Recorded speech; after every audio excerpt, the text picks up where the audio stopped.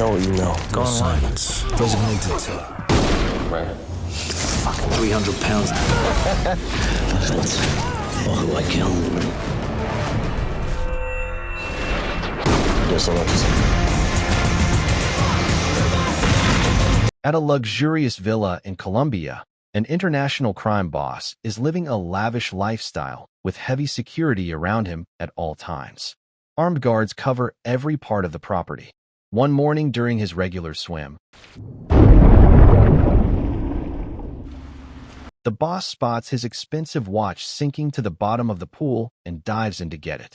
Just as his fingers reach it, a man in black grabs him from below and holds him underwater until he stops moving. The killer then props the body's arm above the water to make it look like the boss is still swimming, giving himself enough time to slip away undetected. The guards eventually find the body and assume their boss drowned by accident. Nobody suspects foul play. The man behind it all is Arthur, the #1 assassin in a powerful criminal organization. He has never failed a single job. What makes him the best is not just his physical ability, but his method. No gunshots, no evidence, no sign he was ever there. Every kill is made to look like an accident or something completely unrelated to murder. After slipping out of the villa, he changes into a chef's uniform, blends in with the household staff, walks out the front without anyone stopping him, times the arrival of a passing ferry under a nearby bridge, jumps down and grabs onto the back of the boat, and rides it to safety without breaking a sweat. The entire mission took him exactly 24 hours. If you made it this far, don't forget to leave a like and subscribe. Back at his private base far from the mainland, Arthur destroys all the research files he had gathered on the target. He had spent a full month studying the man before making a move. The victim was a notorious drug smuggler who made life miserable for everyone around him and let his crew beat up random people on the street for minor things like blocking traffic. Arthur reads about the so-called drowning accident in the news over breakfast, satisfied with the result, and heads out to collect his payment. He meets his contact at an American-style diner. The man who shows up is Harry, a silver-haired older man in a wheelchair who still carries himself with a quiet toughness. Harry has been Arthur's trusted friend and partner for a long time, working as the middleman between Arthur and the organization. Arthur deeply respects him. Over the meal, Harry asks Arthur a personal favor. His son Steve is a disaster. He is buried in debt, completely directionless, and unable to hold his life together. Harry wants Arthur to take Steve under his wing and train him as an assassin.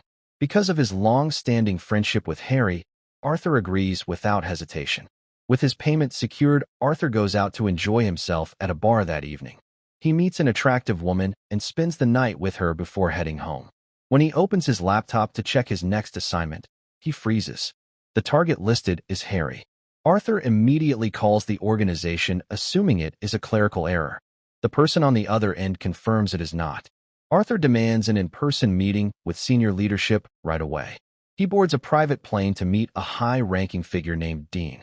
Dean's personal bodyguard turns out to be a former world boxing champion, which alone says a lot about how much power Dean holds. Nice ring. Done. How do I get one of those? Let me talk to You can't. Unless you're a world champion. Just tell him to come out and fix it, honey.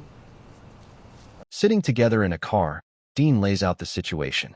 6 months ago, the organization sent 5 operatives to South Africa to take out a major drug lord.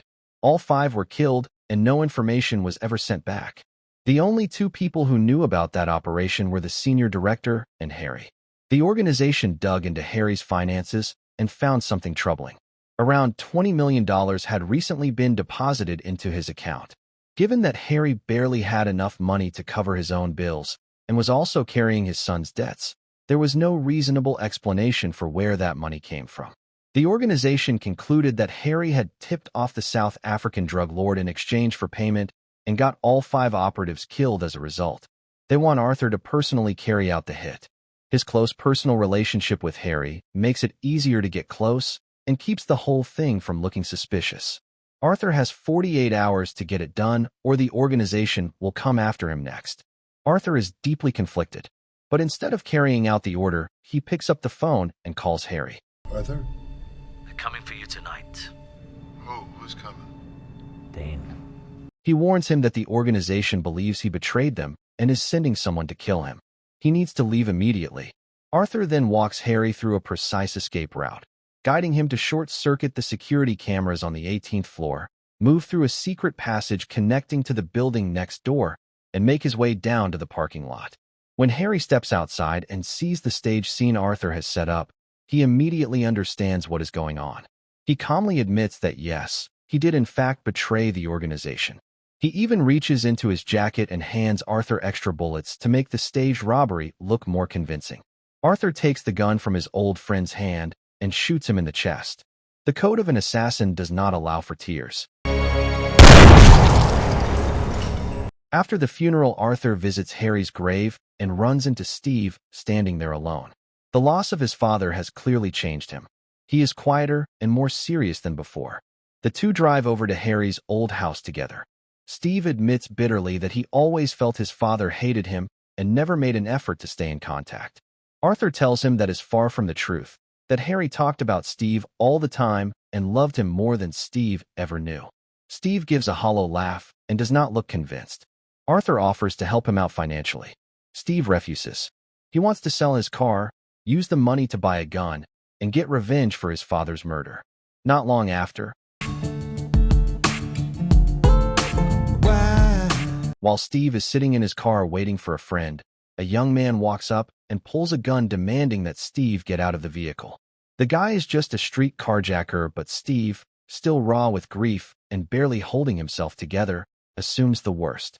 He grabs the guy, slams him hard against the car, kicks him repeatedly, and draws his own gun ready to shoot. Arthur shows up just in time and pulls Steve away before things go too far. He warns the carjacker to keep quiet about what happened or things will get much worse for him. The next day, Steve tracks Arthur down and asks to be trained as an assassin. Arthur turns him down flat.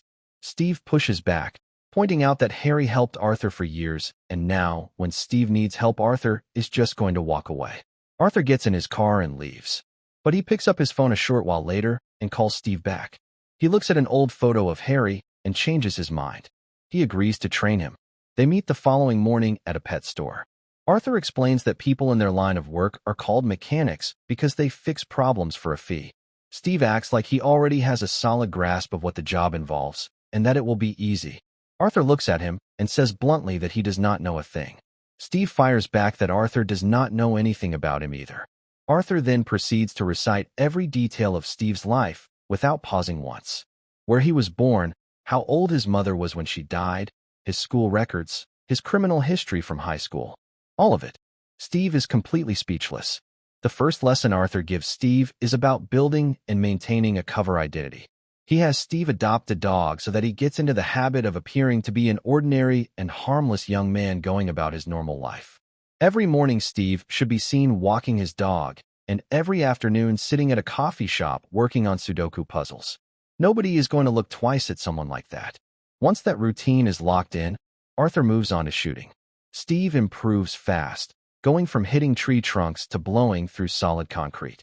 He is also required to learn enough medical knowledge to make a death look like a natural accident that would hold up under review by a life insurance company. That is the minimum standard Arthur sets for working in the profession. After Harry's house and car are repossessed by the bank, Steve moves in with Arthur temporarily. Once his skills reach the right level, Arthur takes him along on a real job. The target is an arms dealer who also moves drugs and has shot at police on multiple occasions, but has somehow never been held accountable. Arthur walks in posing as a buyer, places an order, pays up front, and while the dealer is busy counting the money, Arthur slips a rope around his neck and strangles him. He then stages the scene to make the death look like a bizarre personal accident. Steve watches the whole process with a puzzled look, but Arthur explains nothing in the moment. Now it is Steve's turn for his first assignment. The target is a large, intimidating man that Steve has been sitting near at the coffee shop as part of his daily cover routine. The man is actually an assassin working for a rival organization. He has two known weaknesses. He loves Chihuahua dogs, and he is attracted to young men. Arthur has mapped out the man's entire weekly schedule and even prepared a detailed script of conversation topics and responses that Steve can use to get on his good side. It works exactly as intended, and the man invites Steve out for drinks. Fancy places, they always water down their booze. So I think that's why these are going down so fast. Arthur prepares a special chemical solution for Steve to use. Just a few drops in the man's drink are enough to stop an adult's heart. But Steve does not use it. He wants to handle the job up close and personally with his own hands. He follows the man back to his private home, plays along when the man makes advances, and then grabs the man's belt and wraps it around his neck from behind. The problem is the size difference between them is enormous. The man reaches back, grabs Steve, and throws him across the room. Steve smashes a chair over the man's head with no noticeable effect. He gets thrown against the wall and dragged around the kitchen like he weighs nothing. Eventually, Steve finds a screwdriver and drives it into the man's stomach. After a long and brutal struggle, he finally brings him down. Steve shows up at Arthur's door that night, beaten and bruised. Arthur is irritated that Steve completely ignored his instructions and went hand-to-hand with someone twice his size. But he accepts it as a lesson learned through experience. Following their tradition of celebrating after a completed job, the two go out to a bar. Arthur runs into the woman from before and spends time with her again. Steve meets someone too. Afterward, Arthur picks up a payment package at the airport. Dean calls and questions why Arthur brought someone new into the last job without clearing it first. Arthur reminds him his agreement was with Harry personally, not with the organization as a whole. Dean finds out the person Arthur is training is Harry's son and warns him to be careful about who he is bringing into his circle. Dean then gives Arthur a new assignment. A major client is requesting immediate action on a high-value target. Arthur reviews the file. The target is a man named Andrew, 45 years old, a self-proclaimed spiritual leader who has stolen millions of dollars from churches and devoted followers who genuinely believe he speaks for God. He is also strongly suspected of murdering a young nun from his own congregation who had been pregnant with his child and later disappeared. Andrew reportedly spent $22 million to cover the whole thing up. Arthur and Steve fly to Chicago where Andrew and his cult are based. They observe him from a distance over several days. Up close, Andrew looks tired and worn down, but the moment anyone walks into his presence, he straightens up and projects an image of calm authority and holiness. His followers treat him like a living miracle and line up for his autograph, hoping to receive his blessing. Arthur and Steve infiltrate the penthouse where Andrew lives by climbing the outside of the building and getting in through the plumbing system. They install hidden cameras inside the walls and wait. Andrew's personal doctor Frank arrives and injects him with ketamine, a powerful sedative used as an anesthetic. This creates a complication because ketamine reacts badly with adrenaline and could disrupt their plan. When the doctor steps outside to take a phone call, the two men move in. Arthur holds Andrew still while Steve uses a medical device to cut off his airway and suffocate him. It takes only seconds. The doctor comes back in, finds Andrew dead, and immediately panics knowing that the news of his death will cost the organization surrounding Andrew billions of dollars. While hiding inside the wall, Steve accidentally knocks a screw loose, and it rolls out onto the floor. Frank orders one of his men to go check, and Steve shoots him before he can reach them. The bodyguards open fire, and a chase breaks out through the building. One group pursues Arthur and Steve through the upper floors, while another races downstairs to cut off the exits. Arthur wrestles a gun away from one of the guards, smashes through a window, and gets onto the rooftop. Steve fights his way through a separate group of guards, nearly gets kicked off the edge of the building, manages to turn it around, and throws his attacker off the ledge instead. The two clip on his safety ropes and rappel down the outside of the building, but the ropes are not long enough. They are left hanging in midair with gunfire coming from above. They swing into a nearby apartment window to take cover, disguise themselves as guests leaving a party, and walk out through the lobby calmly. They split up outside to avoid being connected to each other. At the airport, while waiting for Steve to arrive, Arthur spots a familiar face. It is Sebastian, another assassin from the same organization who was supposed to have been killed in South Africa along with the other 4 operatives. Arthur follows him onto a bus and confronts him directly. Sebastian is completely unbothered. He explains that Dean personally paid him a large sum of money to quietly kill the other 4 operatives, fake his own death, and disappear. It was Dean who actually betrayed the organization. Harry had figured it out and was preparing to go to the organization's leadership with proof. To protect himself, Dean constructed the entire frame up, using the organization's own procedures to point the finger at Harry and force Arthur to kill the one person who knew the truth. Sebastian laughs and taunts Arthur about how completely he was manipulated. Arthur loses his composure. The two fight violently in the aisle of the bus. Sebastian gets Arthur in a chokehold from behind, but Arthur drives a fire extinguisher pin into his face and breaks free. Rather than kill him, Arthur throws him out the door onto the street, where a passing car strikes him and finishes the job. Arthur immediately calls Steve and learns he has been grabbed and is being held by a group of the organization's men. Arthur calmly tells him there is a gun hidden underneath the sofa in the room. Steve reaches down, finds it, and takes out all three men holding him. He walks out, and the two reconnect. They gather their gear from a warehouse and prepare to go after Dean. While packing up, Steve finds Harry's silver gun tucked among Arthur's equipment. If you made it this far, don't forget to leave a like and subscribe. He now knows without any doubt that Arthur was the one who killed his father. He says nothing at all. He quietly picks up the gun and follows Arthur's lead. On the road, Steve asks Arthur if he ever thinks about the people he has killed. Arthur says he never does. Steve asks if he has ever personally killed someone he actually knew. Arthur says yes without hesitating. Steve asks if it felt any different than the others. Arthur's eyes fill with tears. He says that in the moment, no, but afterward, yes. He did what the job required with no personal feeling involved, no favoritism, and no regret. Steve quietly says that it does not matter. The target needed to die, and that is the end of it. Arthur has nothing to say to that. They track down a man named Finch, one of Dean's close associates, and show up at his house. Steve shoots him in the leg the moment he opens the door as a warning. Arthur drags Finch's young daughter out and uses her as leverage to get Dean's location. Even with his child in danger, Finch refuses to say a single word. Arthur takes the girl toward a grinding machine in the garage and gives Finch one final chance to talk. Finch does not break until what appears to be blood and flesh starts flying from the machine. At that point, he finally gives up the information. Arthur had been using a piece of raw beef the whole time. He never had any intention of hurting the girl. It was a bluff designed to break Finch, and it worked. Arthur calls Dean directly and asks him to put a price on Harry's life. Dean says $50 million and casually offers Arthur $10 million to let the whole thing go and walk away. Arthur ignores the offer entirely. Dean responds by putting a massive bounty on Arthur's head, enough to bring every assassin in the network after him. Arthur is already one step ahead. He feeds Dean false information about his location to lure him out of his heavily protected base. The moment Dean's convoy hits the street, the plan goes into motion. Steve hijacks a city bus and drives it at full speed directly into the rear of the convoy. Arthur climbs onto a garbage truck and gives chase from behind. Steve cuts off the lead car at a narrow alley, and it crashes and bursts into flames.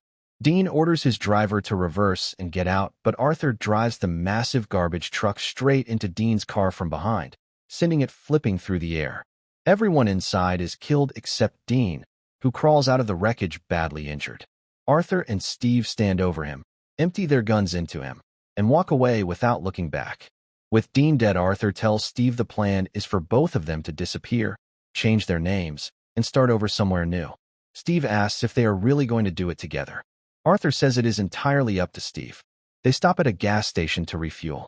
Steve goes inside to grab something. Before heading in, he turns to Arthur and apologizes for everything.